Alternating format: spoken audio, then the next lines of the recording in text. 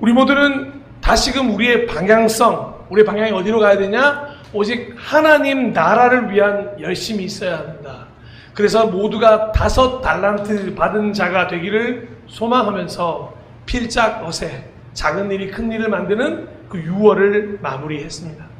그래서 작지만 위대한 발걸음에 도움이 될 예수님의 비유를 이 7월 한 달간 함께 묵상해 보고자 합니다. 소위 선한 사마리아인의 비유로 알려져 있는 어떤 강도 맞은 자를 자기 일처럼 도와준 어떤 사마리아 사람에 대한 이야기입니다. 이 비유는 비유 그 자체로도 아주 중요한 비유이지만 가장 먼저 이 비유가 시작된 이유, 즉 목적에 대해서 살펴보는 것이 훨씬 더 중요한 비유입니다. 왜냐하면 왜 이 비유가 등장하게 되었는가, 이 목적을 알아야만 이 선한 사마리아인의 비유를 올바르게 해석하고 올바르게 적용할 수 있기 때문입니다. 자, 이 비유의 시작 어떤 것 때문이었습니까? 한 율법교사가 던진, 예수님을 시험하기 위해 던진 질문에서 시작했습니다. 누가복음 10장 25절, 선생님, 내가 무엇을 해야 영생을 얻겠습니까? 사실 이 질문은 예수님을 시험하기 위해 던진 질문 치고는 너무도 중요한 질문이어서 공간복음서, 즉 마태, 마가, 누가복음서에 모두 등장하는 질문이라는 것을 알고 계십니다. 가장 먼저 마태복음에서는 소위 부자 청년으로 알려져 있는 이가 이렇게 질문을 시작합니다. 마태복음 19장 16절, 그런데 한 사람이 예수께 다가와서 물었다. 선생님, 내가 영원한 생명을 얻으려면 무슨 선한 일을 해야 합니까? 조금 질문은 다르지만 같은 유의 이야기이죠. 마가복음에서도 동일한 인물로 추정되는 이가 이렇게 질문합니다. 마가복음 10장 17절, 예수께서 길을 떠나시는데 한 사람이 달려와서 그 앞에 무릎을 꿇고 그에게 물었다. 선하신 선생님, 내가 영원한 생명을 얻으려면 무엇을 해야 합니까? 선하다, 영원한 생명, 이 두 가지가 계속 반복되는 이 질문 3가지, 대답은 무엇이었습니까? 대답은 모두 동일했습니다. 우리가 결코 잊지 말아야 할 이 대답, 바로 하나님 사랑, 이웃 사랑이었습니다. 영원한 생명을 얻기 위해 율법이 말하고 있는 대로 하나님을 사랑하고 이웃을 사랑하라, 그걸 실천하라고 예수님께서 분명히 말씀하셨죠. 마태와 마가에 등장한 질문자 어떻게 했습니까? 자신이 부자임을 알고 슬퍼하며 떠나갔죠. 왜? 모든 걸 다 버리고 나를 따르라고 했을 때 재산이 심히 많아 근심하며 돌아갔다. 그래서 부자 그리스도인들의 늘 간담을 서늘게 나는 그 말씀이 그때 등장한 말씀입니다. 마가복음 10장 25절, 부자가 하나님 나라에 들어가는 것보다 낙타가 바늘기로 지나가는 것이 더 쉽다. 아멘. 볼 때마다 참 은혜가 되는 말씀입니다. 여러분 다 같이 은혜 되는 말씀이시죠? 근데 왠지 씁쓸하지. 부자들이 이 말을 들을 때마다 얼마나 간담회 선언을 하겠어요. 실제로 낙타가 바늘기로 지나가는 것 불가능하죠. 그래서 많은 제자들이 야, 이게 어떻게 가능해? 그러니까 예수님이 뭐라고 하셨습니까? 사람의 방법으로는 안 되지만 하나님은 하실 수 있다. 그때 일어났던 이야기가 이 말씀이었습니다. 자, 다시 이야기로 돌아가서 3가지 모두 등장하는 질문 무엇이었습니까? 어떻게 하면 영원한 생명, 영생을 얻을 수 있습니까? 오늘 선한 사마리아인의 비유는 이 질문에서 시작했다는 걸 잊지 말아야 합니다. 여러분, 우리는 영생을 얻을 수 있냐 뭐냐 말할 때 아주 거창한 것을 많이 이야기합니다. 영생을 얻는다, 하나님 나라를 얻는다, 믿음을 얻는다, 믿음을 가진다. 때로는 정말 많은 희생이 필요하다고 말하는 분들을 만나곤 합니다. 사실 그럴까요? 사실 그렇지 않다는 얘기를 오늘 예수님은 하고 싶으신 겁니다. 너희가 영생을 얻고 싶냐? 그러면 저 선한 사마리아인처럼 하면 되는 거야 라고 아주 간단한 방법을 말씀해 주고 계신다는 거죠. 여러분, 선한 사마리아인이 한 게 특별한 일이라고 생각하십니까? 저는 저 이야기가 대한민국에 있었다면 모두가 다 이 정의 나라, 대한민국에서는 모두가 다 이걸 행했을 거라고 생각을 합니다. 아주 생각해보면 누구나 할 수 있는 일, 그러니 영생을 얻는다는 게 결코 불가능한 일이 아니다. 아주 작은 누군가를 도와주는 일로부터 영생을 얻을 수 있다. 그래서 사실은 여기서 영생을 어떻게 얻을 수 있냐는 질문보다 더 중요한 질문이 뭐냐 하면 바로 이 부분입니다. 이 비유의 시작점이 어떻게 하면 영생을 얻을 수 있습니까? 였다면 더 중요한 포인트 누가복음 10장 26절에서 28절. 예수께서 그에게 말씀하셨다. 율법에 무엇이라고 기록하였으며 너는 그것을 어떻게 읽고 있느냐? 그가 대답하였다. 당연히 너무 잘 아는 얘기죠. 내 마음을 다하고 내 목숨을 다하고 내 힘을 다하고 내 뜻을 다하여 주 너의 하나님을 사랑하여라. 신명기 말씀 외우고 있는 대로 착 고백했습니다. 그리고 또 내 이웃을 내 몸과 같이 사랑하여라. 레위기 말씀 탁 읽었죠. 예수께서 그에게 말씀하셨다. 한번 읽어볼까요? 같이 시작. 내 대답이 옳다. 그대로 행하여. 그 다음 말이요. 할렐루야. 그리하면 살 것이다. 여러분, 영생을 어떻게 하면 얻겠습니까? 라는 대답의 첫 번째 질문이 뭐라고요? 그리하면 살 것이다. 얻을 것이 아니라 살 것이다. 예수님은 분명히 율법학자의 대답, 즉 하나님 사랑, 이웃 사랑이 옳으니 그대로 행하며 살게 되면 너는 영생을 살게 될 거야 라고 분명히 말씀하고 계시는 거죠.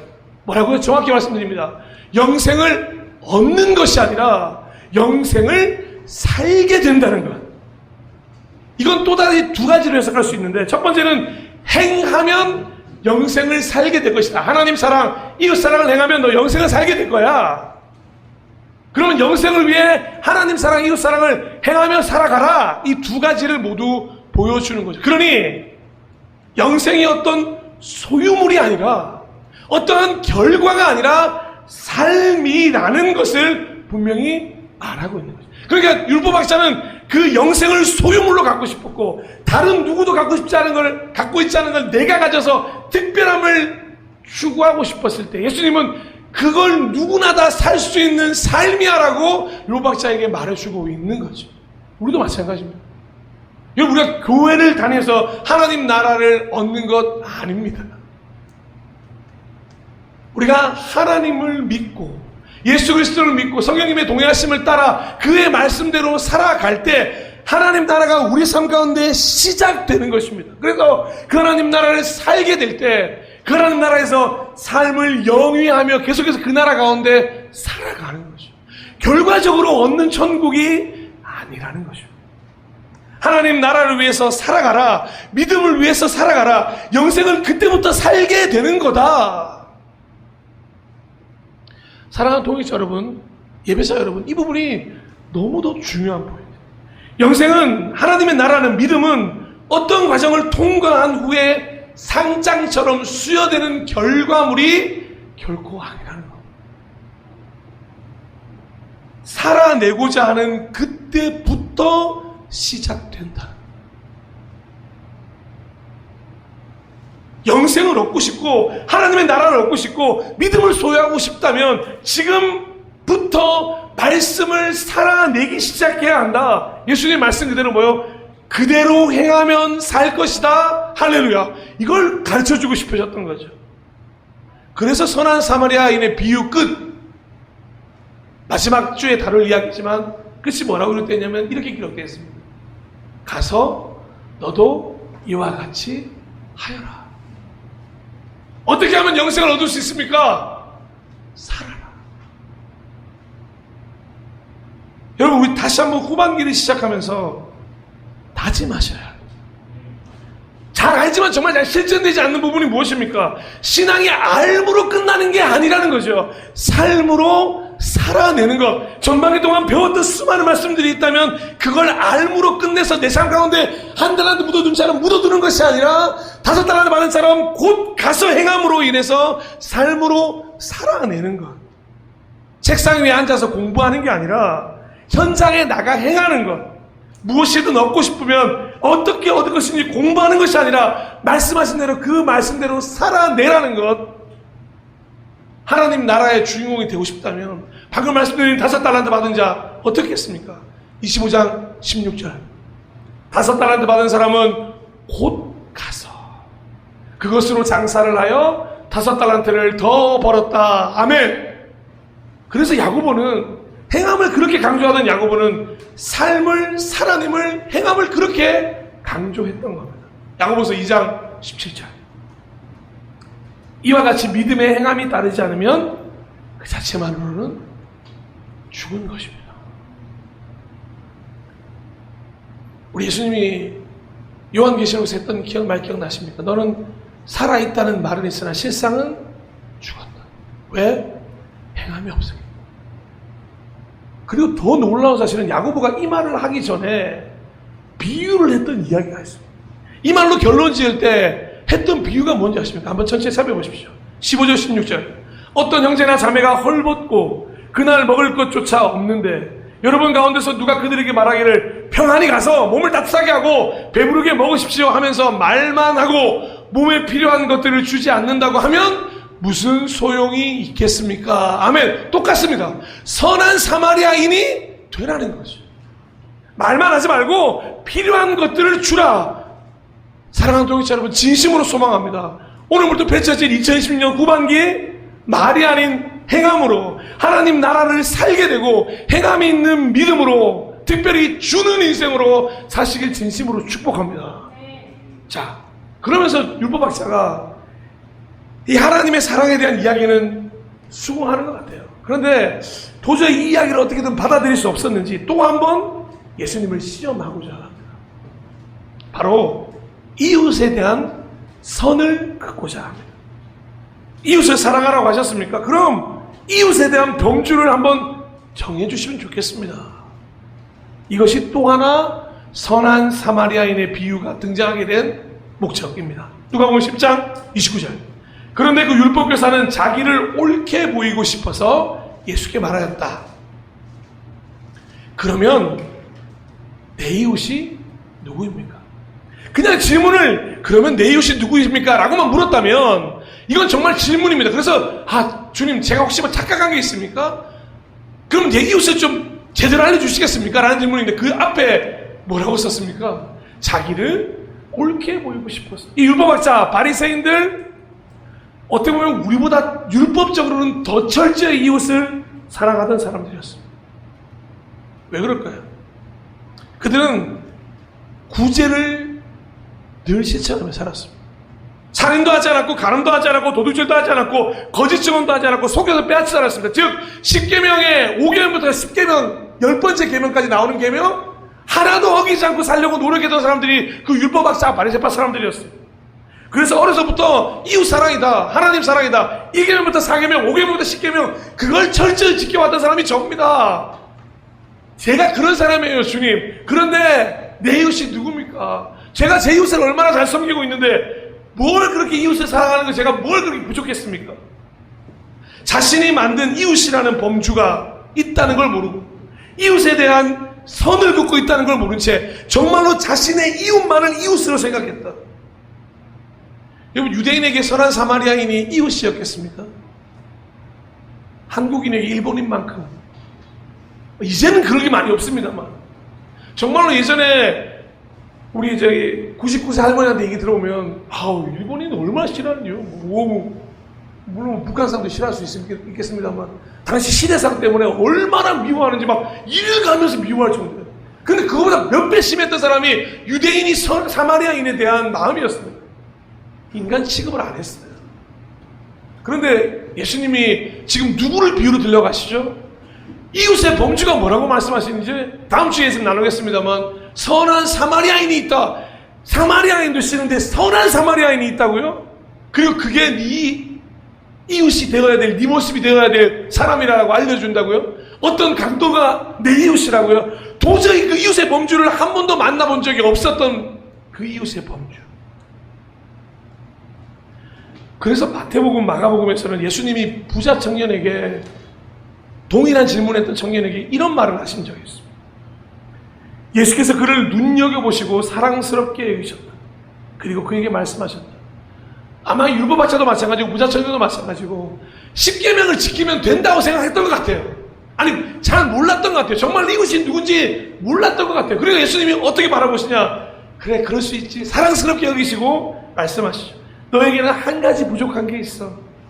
네가 가진 것을 다 팔아서 가난한 사람들에게 줘.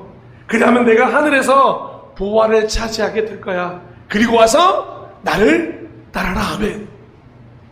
예수님이 12제자를 부른 이후로 최초로 한 명의 제자를 더 부르셨는데 바로 이 부자 청년이었어요.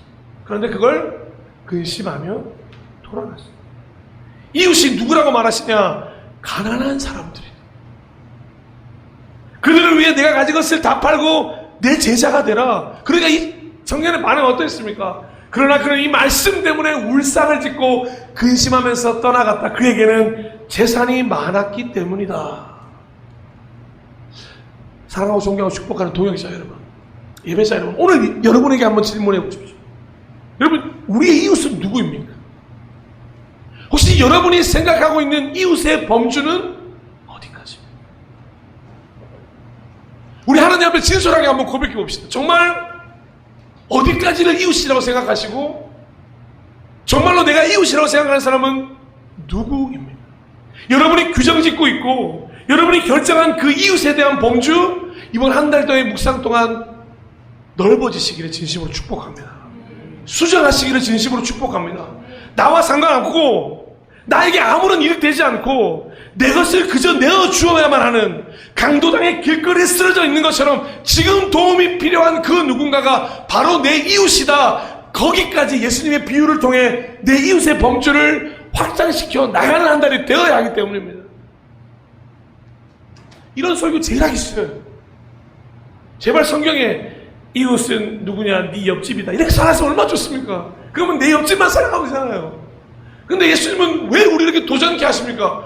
한 번도 얼굴 본 적 없는 강도 맞은 자가 네 이웃이다. 오늘날도 마찬가지잖아요. 여러분, 베네수엘라에 지진이 났습니다. 정말 많은 사람이 죽고 다쳤습니다. 근데 죄송해요. 마음이 아프시다 않다 이거 가지고 제가 여러분을 규정을 지으려고 하는 게 아닙니다. 우리 한번 그들을 위해 기도했습니다.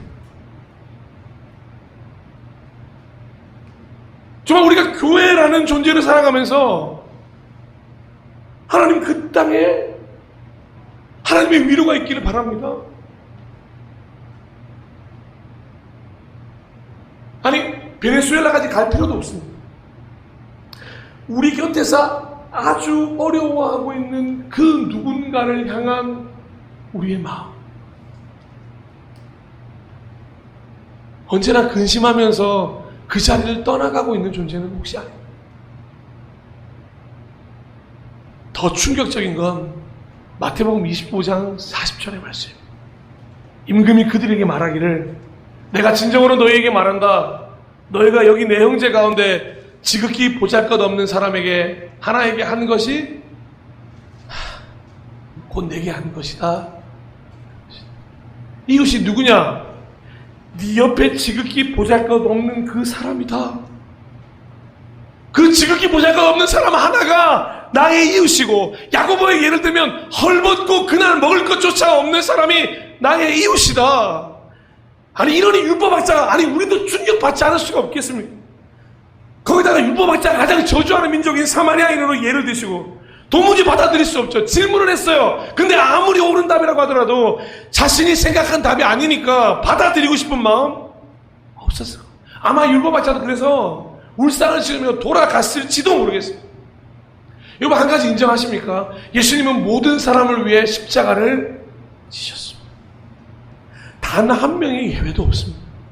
하나님은 모두가 하나님의 자녀가 되기를 바라셨습니다. 그리고 그리스도인이 되어 믿음의 눈을 뜨게 되면 모든 사람이 하나님의 사랑을 받는 예수 그리스도의 보혈 공로를 입은 그 피를 나누어 가지게 되는 형제요, 자매요, 가족이요, 공동체라는 걸 발견하는 것 아니겠습니까? 정말 어려운 이해잖아요. 쉽게 수긍하기 어렵잖아요. 특히 이렇게 개교회주의로 살아가고 하나하나의 가정이 개인적으로 살아가는 가정 속에서 점점 교회가 잃어가는 게 무엇입니까? 이웃의 범주 아니겠습니까? 하나님 아버지의 마음, 그 은혜로 예수님의 그 사랑으로 이웃이라는 범주를 확장하며 사랑하는 삶, 그것이 그리스도인에게 펼쳐진 숙제 같은 삶 아니겠습니까? 그래서 로마서 우리가 이렇게 권면합니다. 오늘 로마서 2장으로 한번 잠시 가보겠습니다. 하나님께서는 각 사람에게 그가 한 대로 갚아주실 것입니다. 참으면서 선한 일을 하여 영광과 존귀와 불멸의 것을 구하는 사람에게는 영원한 생명을 주시고, 이기심에 사로잡혀서 진리를 거스리고 불의를 따지는 사람에게는 진노와 분노를 쏟으실 것입니다. 악한 일을 하는 모든 사람에게는 먼저 유대 사람을 비롯하여 그리스 사람에 이르기까지 환난과 고통을 주실 것이요, 선한 일을 하는 모든 사람에게는 먼저 유대 사람을 비롯하여 그리스 사람에 이르기까지 영광과 존귀와 평강을 내리실 것입니다. 하나님께서는 사람을 차별함이 없이 대하시기 때문입니다. 이 말씀을 통해서 누군가에게 고통을 주고 누군가에게 축복을 주고, 이게 중요한 말이 아닙니다. 하나님은 저 마지막 말씀을 하고 싶으신 거죠. 나도 사람에게 차별함이 없다. 그런데 왜 너는 차별함을 가지고 있고 그 범주를 가지고 있느냐?